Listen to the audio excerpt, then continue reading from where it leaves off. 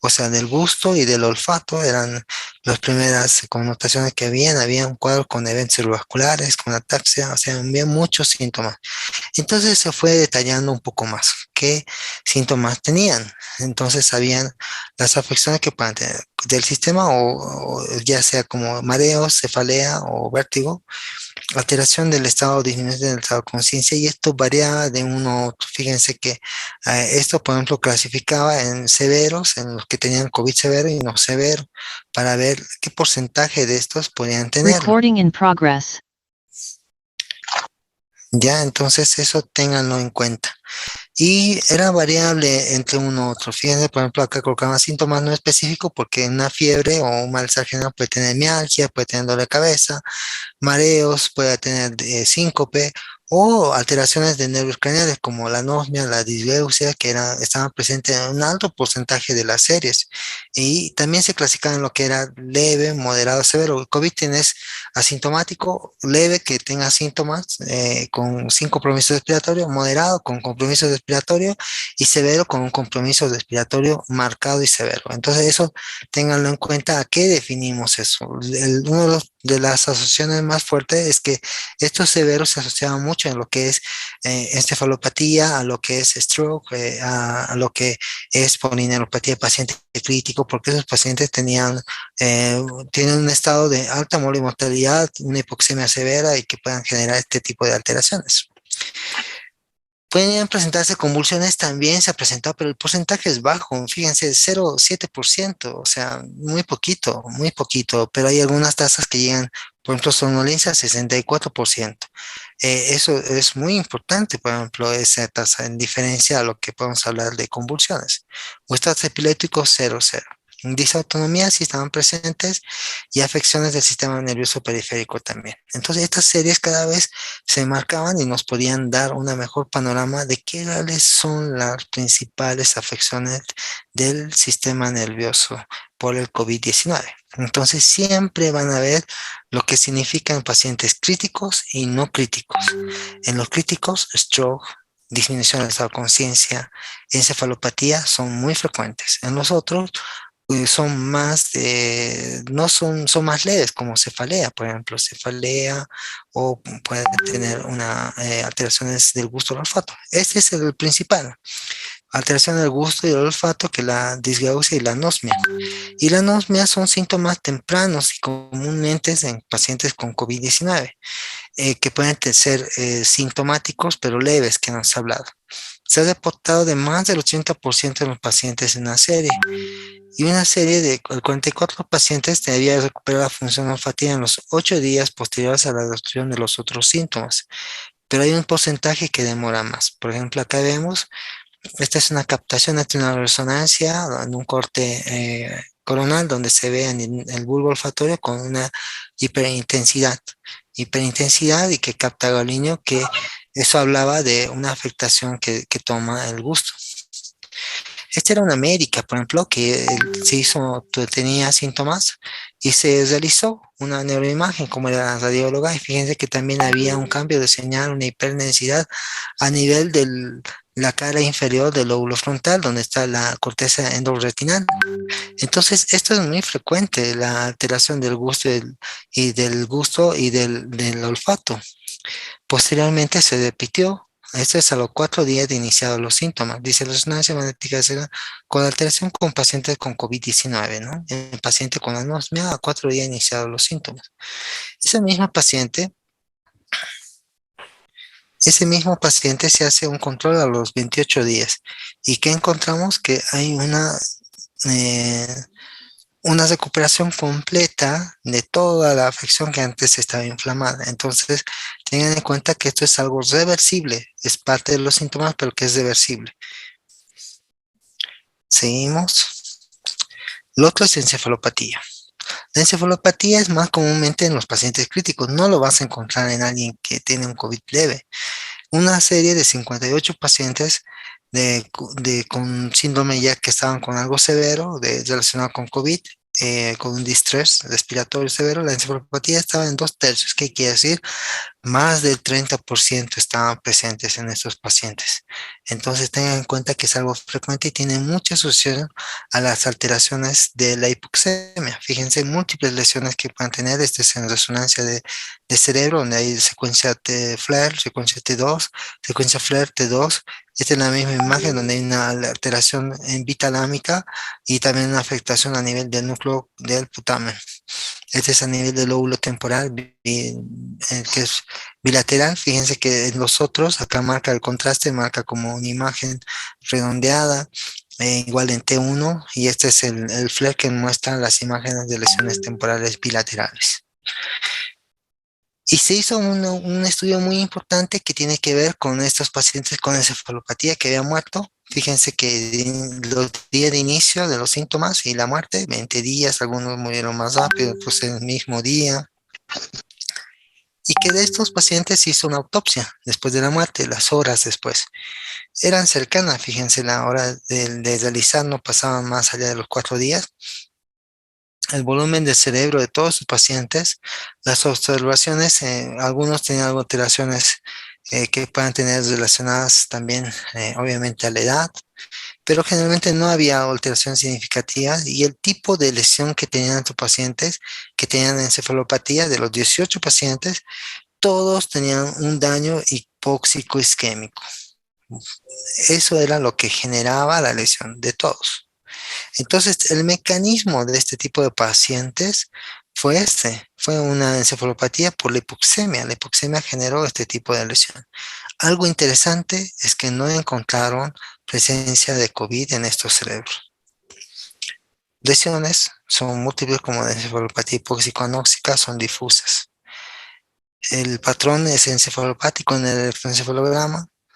Después vamos a hablar de la enfermedad cerebrovascular. La enfermedad cerebrovascular es muy frecuente en el mundo entero y fíjense cómo cuando empezó el 2020 cayó. ¿Por qué? Porque los pacientes no es que empezaron a no tener enfermedad cerebrovascular, sino no querían internarse porque era un temor ir al hospital, internarte y contagiarte de COVID, aumenta la mortalidad. Entonces decidieron no internarse y obviamente las posibilidades de estos pacientes eran de tratarse de manera ambulatoria y la internación cayó un montón de lo que es habitualmente todos los años que es significativo. Entonces, estos pacientes con stroke, acá está una tomografía con hipodensidad corticocortical similar a la que ha escrito su compañero y un compromiso severo. Entonces, está relacionado con algo que se llama tormenta de citocinas, donde hay un proceso de mayor producción inflamatoria y para mayor trombosis. Entonces, los pacientes tienen más riesgo de tener stroke o derrame cerebral. ¿Está bien? Entonces tengan en cuenta que el stroke no es algo muy habitual, pero puede estar presente en estos tipos de pacientes, más que todo si tienen una alteración respiratoria muy importante y también la tormenta de citocinas, que hablamos de factores de inflamatorios que tengan fiebre, distrés y de una tendencia a formar coágulos. Bien, entonces hay que tomar en cuenta estos valores y algo que se ha tomado en cuenta posiblemente es la presencia de fibrinógeno y dímero, que son marcadores protrombóticos que pueden estar asociados a pacientes que puedan tener posibilidades de stroke mayor o de otro tipo de coágulos en otras partes del cuerpo. Hay que hacer trabajo en equipo para tratar de identificar. Entonces, haciendo un repaso, ¿cuáles son las principales? Por ejemplo, las principales van a ser la anosmia, la cefalea, que la cefalea no es que una cefalea que sea nueva, sino la cefalea tensional o la cefalea tipo migraña que se activa. El mareo que pueden estar presentes en la encefalopatía y el stroke y van a estar asociados en casos severos. El Guillain-Barré asociado casualmente es difícil asumir porque generalmente el Guillain-Barré se habla como que es una posinfección, o sea, después de tener COVID podría manifestarse porque ahí se forman los anticuerpos. Pero en este caso, pues tengan en cuenta que ha habido casos que se han manifestado, no sabemos si es coincidencia, casualidad, pero la tasa es muy baja y también se ha asociado la presencia por ejemplo, eventos trombóticos con las vacunas, como trombosis, que lo genera la vacuna de Pfizer. por ejemplo, trombosis y stroke, trombosis venosa cerebral. Y la vacuna que se ha relacionado con Guillain-Barré, que ha sido bajo también el porcentaje, pero que se ha presentado con Guillain-Barré, ha sido la de Johnson y Johnson, que se han relacionado. Bien, las apariencias a veces se engañan. Preguntas sobre neurocovid, háganlas, por favor.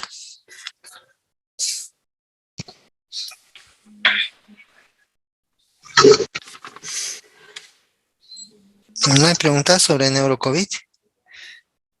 Doctor, una preguntita. ¿Me escucha?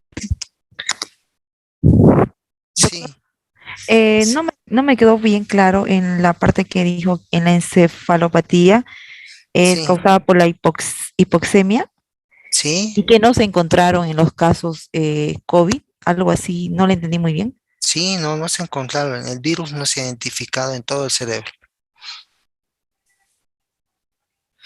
No es que no entendí bien, entendió bien, solamente que no lo creyó. Sí, doctor. Bueno, ¿alguna otra pregunta?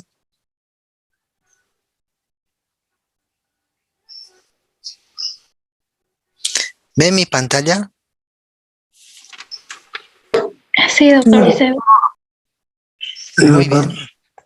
Vamos a hablar de neuroinfección y líquido cefalorraquídeo. Vamos tres temas, tomografía, algo de anatomía, vamos a algo de neurocovid que vamos a ir aclarando, yo le voy a pasar la información. Y neuroinfección que es muy importante. Arrancamos con neuroinfección. Palabras que vamos a utilizar para neuroinfección va a ser una meningitis. Una meningitis es una infección a nivel de lo que es el espacio en solanoideo y que compromete e envuelve las meninges. La encefalitis, vamos a hablar de una inflamación también del cerebro. Estamos hablando del cerebro del encéfalo, que puede ser también a nivel del tronco también, no solamente del cerebro, sino también del tronco y también del cerebelo. Por ejemplo, cerebelitis se llama, o se llama romboencefalitis cuando es a nivel del tronco. Meningoencefalitis es la combinación de ambos, que hay una afección e inflamación tanto del cerebro como de las meninges. Un ejemplo, acá colocamos meningitis, rigidez de nuca, cefalea y fiebre. Esa es una triada. Pero cuando hablamos de encefalitis, ¿cuál es, Doutor, el- ¿cuál es el síntoma? ¿Sí? es que a la pantalla solo veo neuroinfección como el nombre del tema, no está la... ¿No está avanzando? Sí, No, doctor, no está avanzando. Bueno, pobrecitos. Ya no avanza, qué crueles que somos. Ahora, Sí, doctor, se puede observar. ahora ves lo que dice meningitis, encefalitis, todo eso. Sí, doctor.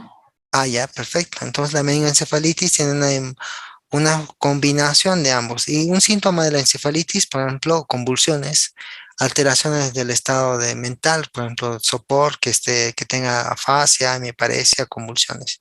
A eso es un síntoma de encefalitis, de afección del cerebro, del cerebelo, del tronco. La meningoencefalitis es la combinación de ambos y el absceso cerebral que puede ser bacteriano, por TBC, viral, fúngico o parasitario. Están viendo lo que pasamos, ¿no? Sí, doctor. Bien, acá vemos un lindo corte anatómico real de lo que es el sistema y vean lo que está envuelto. No solamente las meninges envuelven lo que es el encéfalo, sino también los senos durales. Por eso una complicación asociada a estas infecciones es la trombosis y es también la afectación de nervios raquídeos que puede generarse y también de vasculitis. Nuevamente para repasar, la dura madre por fuera, aracnoides al medio, pía madre entre medio de los dos, líquido cefalorraquídeo. Presentación de la meningitis, hemos dicho que puede ser bacteriana, que puede ser la triada clásica, que es fiebre, rigidez de nuca y cambios en el estado mental. Hay una rápida progresión que puede llevar al coma y a la muerte. La meningitis aséptica o encefalitis puede haber sido causado por virus en muchos de los casos. La fiebre es más baja que a diferencia de la bacteriana. El inicio es más subagudo, el dolor de cabeza no puede ser no tan severo, pero sí pueden tener déficits neurológicos focales. Y cuando estamos hablando de fúngico o bacteria, el inicio es más indolente, o sea, lleva más tiempo a diferencia de la bacteriana que es rápida su evolución. Hay que conocer en los pacientes inmunodeprimidos y pueden aumentar la presión intracraneana, entonces pueden tener cefalea, náuseas, vómitos explosivos, diplopía, ¿ya? La clasificación del examen físico, pues los signos meningios te van a dar la característica de la meningitis, Kernin y Brustinski pueden estar presentes en el Kernin, hay una flexión, tú estás levantando la pierna y se flexiona. O existe una flexión involuntaria a nivel de las piernas al hacer la flexión. Este es el signo de Brustinski y este es el de Kernin, que son signos que pueden no estar presentes en todos. Y las petequias que pueden indicar que sea un meningococo. Cuando hay encefalitis, esto es hablando de examen físico por el déficit neurolocofocal, como por ejemplo hemiparesias, o también puede haber parálisis focales de nervios craneales, como la infección del Nylon-Wet. Y también en lo que es la bacteriana puede haber otros síntomas fuera del sistema nervioso que son compromisos respiratorios o o en criptococo que puede haber un aumento de la presión craneal y que produzca hipertensión craneana con papiledema y datos obviamente de hipertensión como cefalean, vómitos explosivos, diplopía. Estos son los gérmenes que están dados por el microorganismo y por la edad. Algo que consideren es lo siguiente. Consideren que los anófilos influenza van a estar presentes en adultos y en niños, después todos en todas edades, pero estos hay que tener en cuenta. Los de recién nacidos, listeria, y en los bebés, anófilos influenza. Y después lo demás, en todas las edades. ¿Ya? Entonces se van a acordar. Si pensamos en mayores, en adultos mayores, vamos a pensar en listeria, adultos mayores y recién nacidos, listeria. Si es un adulto, pero tiene bebés y niños, también en hemófilos influenza. ¿Ya? ¿Cuáles son los síntomas habituales? Van a estar la fiebre en un 90%, dolor de cabeza, la rigidez de nuca y la alteración del estado mental. Esos son los síntomas más principales que presenta una meningitis, pero pueden tener otros adicionales como síndrome de Kernin, Brustinski, vómitos, pero en menos porcentaje, no van a estar en todos. Déficit neurofocal, ahí hablamos de meningoencefalitis, papiledema cuando hay hipertensión ucraniana, fotofobia, esquinorragia en un meningococo. Entonces, estos son los principales. Un RAS petequial por meningococo, rápida progresión mortal. Evaluaciones de riesgo. ¿Cuándo vamos a evaluar? Cuando exista asociado a los síntomas neurológicos, hipotensión, alteración del estado mental y convulsiones, entonces estos se asocian con un mal resultado. Un bajo riesgo, si no tiene nada, tiene un 9% de posibilidad de un evento adverso. Un riesgo intermedio, si existe un factor de resultado adverso, o sea, hablamos de mor y mortalidad, un 33%. Y cuando tiene los tres factores, hasta más del 50% de los pacientes tienen mor y mortalidad. Este sí es muy importante, que es el diagnóstico por punción lumbar. El líquido habitualmente tiene que ser claro, limpio, puesto claro, ¿está? La presión de apertura tiene que ser menor a 20. Cuando es mayor a 20 o 25 hablamos de una hipertensión endocrina, fuera que sea por una infección, por otros síntomas como por ejemplo tumor, por otras etiologías, perdón. El recuento de blancos tiene que ser menor a 5. Pero cuando son bacterianos son mayores a 100 y el predominio es polimorfonucleares. Cuando es viral es linfocitario, pero tiene que ser, no está marcado. Y cuando es fungido por TBC, lo mismo. La glucosa, lo normal es que sea de mayor al 40% de lo que es la glucosa normal, pero cuando es menor al 40% hablamos de bacteriano o de TBC. Y cuando es normal, podemos hablar de virus, perdón, o de también criptococo. Y las proteínas no es algo específico, están aumentadas en todos. Y los test específicos van a ser, por ejemplo, tinción de gran cultivos. A este nivel van a ser PCRs para virus, tanto herpes zóster, simple, citomegalovirus, van a estar presentes o enterovirus, y también para sífilis, la VDRL. Y para tuberculosis, el criptococo, y también hay que ver también lo que es el Ginesper, ADA, y cultivos específicos. Entonces, estas son preguntas de exámenes para que ustedes tengan. ¿Cómo es el líquido de una bacteriana? Es turbio, está aumentada la presión, el predominio es a nivel de polimorfonucleares, la glucosa está baja, las proteínas están aumentadas. Fácil. La tomografía antes de una punción, sí, en pacientes que están con un estado de inmunosupresión, por ejemplo, pacientes que tienen HIV, por ejemplo, si bien el paciente presenta, hay que hacer sí o sí que tengan trasplante o que tengan también una terapia inmunosupresora como los lupus que toman corticoides o otro tipo. Historia de enfermedad del sistema nervioso central, sí, si tienen una vena vascular o una lesión de masa, hay que hacerlo como una convulsión, si presentan signos de hipertensión craneana o disminución del SAO, hay que hacer tomografía antes de hacer una punción lumbar. Estreptococo presente, meniceria, hemófilos, recuerden que el hemófilos está presente en los niños y la listeria en la gente mayor y en los niños también. Cuando decimos que es negativo, en un 10 a 15% los cultivos pueden ser negativos. Esto se debe al preuso de antibióticos. Entonces negativiza, pero se mantiene aún, obviamente, la plocitosis, ¿no? Pero es importante esto de tener en cuenta. Bien, complicaciones, puede morir, ¿sí? Muerte. Pues va a haber alteraciones, por ejemplo, los pacientes que ustedes ven con parálisis cerebral es producto de una meningitis, es producto de una lesión. Esto es muy frecuente que tengan convulsiones, parálisis, espasticidad, retraso mental. Entonces, son complicaciones que pueden tener los pacientes, ya sean inmediatas o a largo plazo, que ya hablamos que quede con hidrocefalia, con déficit intelectual, con una ataxia, con una hemiparesia, con convulsiones, por ejemplo, o que tenga inmediato, que ahí sí puede ser una coagulación intravascular diseminada, por ejemplo, que tenga una trombosis, que haga una vasculitis, eso genera que lleve a la muerte, que exista una deshidratación, que exista un montón de síntomas que son agudos que hay que tratar inmediatamente. Complicaciones que pueden tener cerebral infracción, o sea, infarto cerebral por la vasculitis, edema cerebral y obstrucción a través de la hidrocefalia, del líquido cefalorraquídeo, que son condiciones que llevan a la muerte. Entonces hay que evaluar el pretratamiento, si tiene alergias, si tiene exposición a alguien que tiene meningitis. Cuando alguien se expone a meningitis hay que tomar una profilaxis con ciprofloxacina, una dosis de 500 miligramos, ¿ya? Si hay una infección reciente en esos pacientes, el uso de antibióticos para considerar los cultivos, viajes recientes, en especial a áreas como a África o Sudariana, que son lugares donde generalmente hay más afección de meningococo, el uso de drogas inyectables, exantema, que eso hablan de meningococo, traumatismos si ha tenido, tosea o rinosdea, infección por HIV. Entonces, esas son condiciones que hay que evaluar.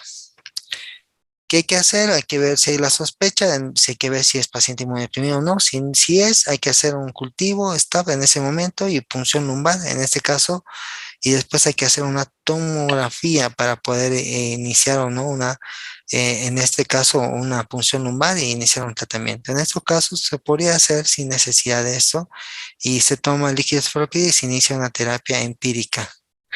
Bien, ¿cómo es la terapia empírica? De la siguiente manera. Estos son todos los que vamos a utilizar. Perfecto. Pero lo que van a tener en cuenta es el tratamiento empírico. Si el paciente está sin inmunodeficiencia conocida, entonces hay que considerar este tipo de grupos. Los pacientes que sean adultos sanos hasta 60 años y las personas mayores de 50 años tienen riesgo de listeria. Entonces, este es el esquema. Si no tiene inmunosupresión, empezamos con ceftriaxona 2 gramos endovenoso cada 12 horas o cefotaxime más vancomicina. Uno de estos dos más cefotaxima más vancomicina, vancomicina de 15 a 20 miligramos cada 8 a 12 horas sin exceder los gramos porque se produce una nefropatía. ¿Ya? Hay que ajustar cuando haya afectación renal, cuando el CRIDEN está más bajo. Y en los pacientes adultos hay que agregar la ampicilina pensando en la listeria. La listeria, 2 gramos cada 4 horas. Entonces, ceftriaxona más vancomicina más ampicilina en ese grupo de pacientes que pensamos en listeria. Este es un tratamiento empírico.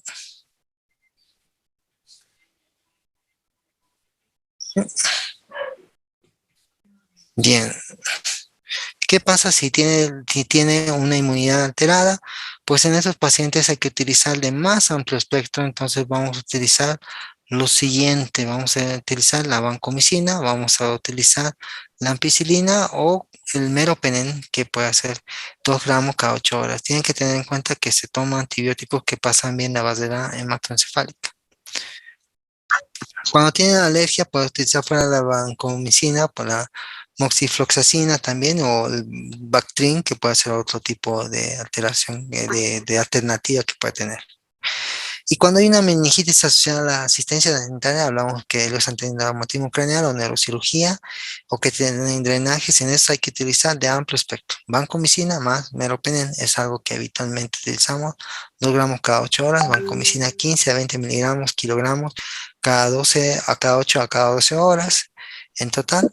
Y que hay que tener esos cuidados. Se puede utilizar la ciprofloxacina también en ese tipo, o Astranan en los casos también que son complicados. Cuando es tuberculosis, pues ese es el esquema que hay que utilizar: la isoniazida, la rifampicina, la piramicina, etambulol y la estramicina. 3 medicamentos, los últimos por 22 meses y los primeros de 6 hasta 9 meses. El sumario, la meningitis puede ser dividido como bacteriano, aséptico o fúngico o por micobacteria. La punción lumbar es necesaria para el diagnóstico, precedente a neuroimagen en alguna situación específica. El tratamiento empírico tiene que ser rápido y tiene que considerarse, obviamente, los antibióticos de ceftriaxona, vancomicina, ampicilina y dexametasona para la bacteriana, 4 miligramos cada 8 horas durante por lo menos 3 días.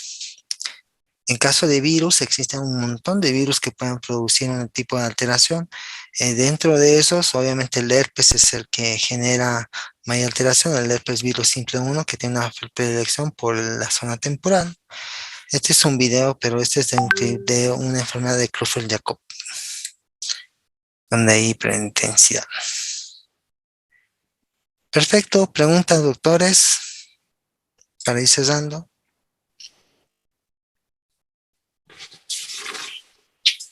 Preguntas. Doctor, buenas noches. Una consulta. En caso de que el paciente tuviera insuficiencia renal, ¿cómo se hace el ajuste, doctor, de los medicamentos? En caso que tiene la parte de la insuficiencia renal, dices. Sí, Por doctor. ejemplo, la ceftriaxona no tienes que corregir. En realidad tú sabes, porque has llevado en farmacología. ¿O no?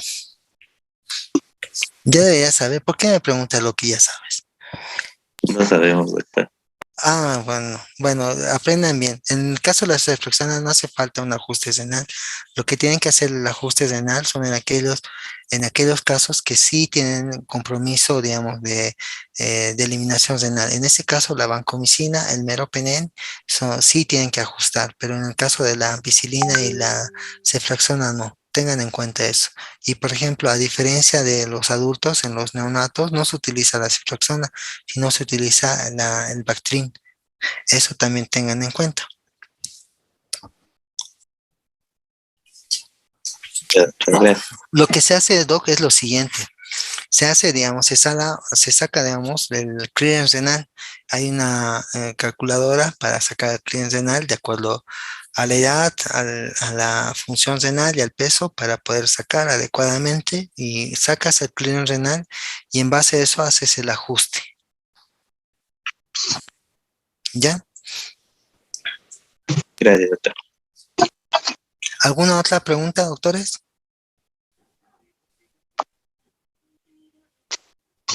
Doctor, y en la meningitis viral, doctor, ¿se les da algún tratamiento, doctor? Sí, ¿Qué se hace? sí se da, digamos, se da ciclovir, 10 miligramos kilo. Por ejemplo, si tú cada 8 horas, por ejemplo, si pesas 700 miligramos cada 8 horas, durante 10 días a 14 días. Entonces tengan en cuenta, o valaciclovir es la otra opción en algunos casos, como citomegalovirus, 1 gramo cada 8 horas. Esas son las dos opciones. Aciclovir, que da para herpes zóster, herpes virus simple, pero no es para todos los virus. Eso tengan en cuenta. Hay algunos virus que son autolimitados. Bien. Doctor, una pregunta. Entre estas dos, entre la bacteriana y la viral, ¿Cuál de estas dos tiene más incidencia de que no se pueda resolver esta? No, en realidad, vamos, esto es una emergencia. Cuando cuando viene un paciente que consideran que tiene una neuroinfección, es una emergencia porque cada vez que pasa el tiempo y no hacen un tratamiento lo más pronto posible, el paciente tiene más riesgo de secuelas. Entonces, hay que hacer un diagnóstico rápido y no subestimar, y por eso hay que tratar de evaluar los factores, hacer una punción lumbar, una neuroimagen en las consideraciones que hemos dicho y un tratamiento específico. Esto es tratable, algo que se trata y que puede mejorar son las infecciones. ¿Alguna otra pregunta? Es más frecuente las bacterianas, por si acaso.